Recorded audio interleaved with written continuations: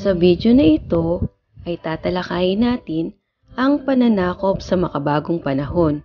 Ito ay ang tinatawag na neo-kolonyalismo. Sa pagtatapos ng module na ito, malilinang ang iyong kasanayan sa mga sumusunod. Una, na ipapaliwanag ang kahulugan ng neo-kolonyalismo.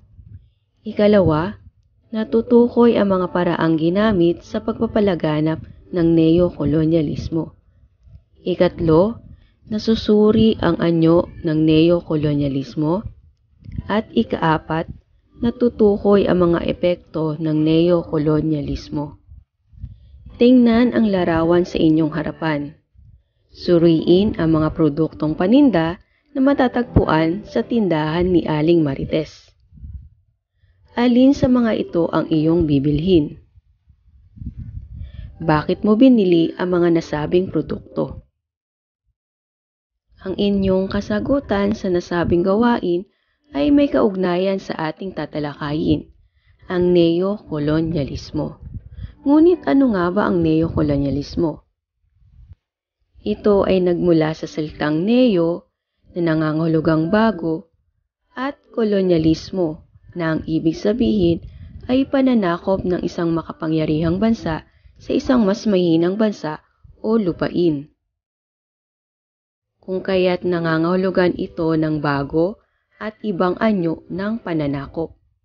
Ito ay naipapakita sa iba't ibang pamamaraan. Ito ay ang patuloy na impluwensyang pang-ekonomiya at panlipunan ng mga mananakop sa mga bansang dati nilang kolonya, bagamat wala silang tuwirang militar o politikal na kontrol sa mga ito. Ano nga ba ang layunin ng neo-kolonyalismo? Ito ay para patatagin ang pamumuhunan ng kolonyalistang bansa, pigilan ng pagkamit ng tunay na kalayaan, at kunin ang mas malaking kita sa negosyo. Malumanay at patago lamang ang mga pamamaraang ginagamit dito. Makikita ito sa tatlong paraan. Una, ang mga mamamayan ng bagong layang estado ay pinagsasamantalahan at inaapi ng kanilang sariling mga pinunong nasusuhulan, umaabuso sa kapangyarihan, at nagpapayaman ng kanilang sarili. Ikalawa, ang ekonomiya ng mga bansang umuunlad ay patuloy na pinangingibabawan ng mga kanluraning bansa sa pamamagitan ng tulong, kalakalan, at pagpapautang ng mga pribadong pamumuhunan. At ang huli, ang mga bagong layang estado ay nagsasagawa ng mga pananalakay at nagdadagdag ng mga teritoryong pag-aari ng ibang bansa. Ang neo-kolonyalismo ay isang uri ng suliraning pangpolitika at pang-ekonomiya na ang lahat ng estado, mayaman at mahirap ay maaaring masangkot. Ang mga pamamaraang ginamit ng neo-kolonyalismo upang makuha ang kanilang gusto sa malalayang bansa ay kinabibilangan ng mga uring pang-ekonomiya at pangkultura.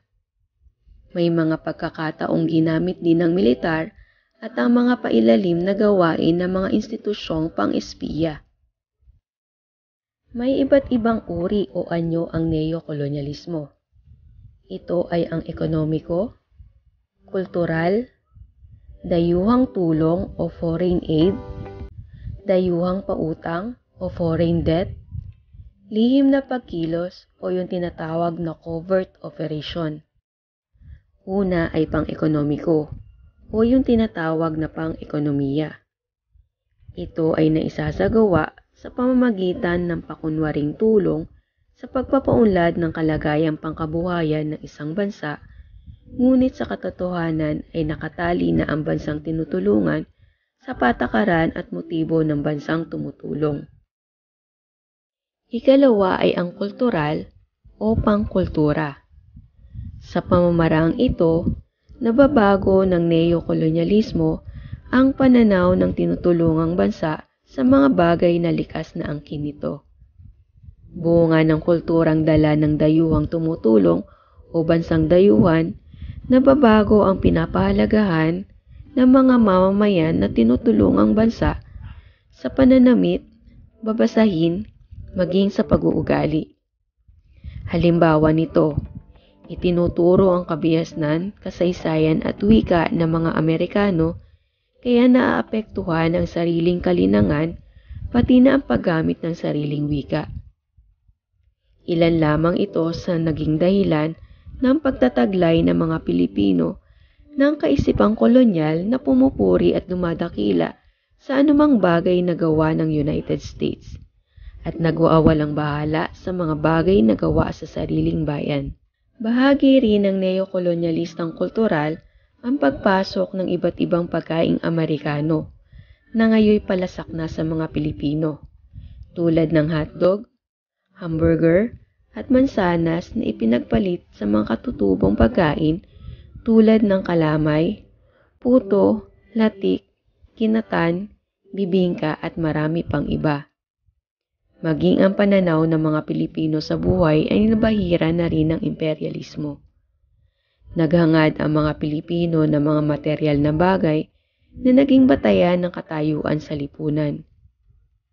Sa pananaw ng mga katutubong pinuno sa politika at ekonomiya, nakaugnay ang pambansa o pansariling interes sa interes ng mga neokolonyalista.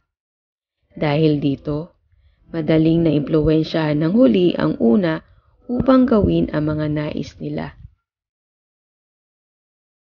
Ikatlo ay ang dayuhang tulong o foreign aid. Isa pang instrumento ng mga neokolonyalismo ang nakapaloob sa dayuhang tulong o foreign aid na maaring pang-ekonomiya, pang-kultura o pang-militar. Sa unay, maiisip na walang kondisyon ng pagtulong tulad ng pamimigay ng gatas sa mga bata o pamamahagi ng mga aklat. Ngunit kung titingnang mabuti, may kapalit ang libreng pagtulong. Nagbebenta ang bansang tumulong ng mga imported na produkto sa bansang tinutulungan kaya nga't bumabalik rin sa kanya ang malaking tubo ng kanyang puhunan. Ikaapat ay ang dayuhang pautang o foreign debt. Gayon din, anumang pautang na ibinigay ng International Monetary Fund o IMF o World Bank ay laging may kaakibat na kondisyon. Kabilang dito ang pagbubukas ng bansang pinauutang sa dayuhang pamumuhunan at kalakalan, pagpapababa ng halaga ng salapi at pagsasaayos ng sistema ng pagbubuwis. Kung hindi susundin ang mga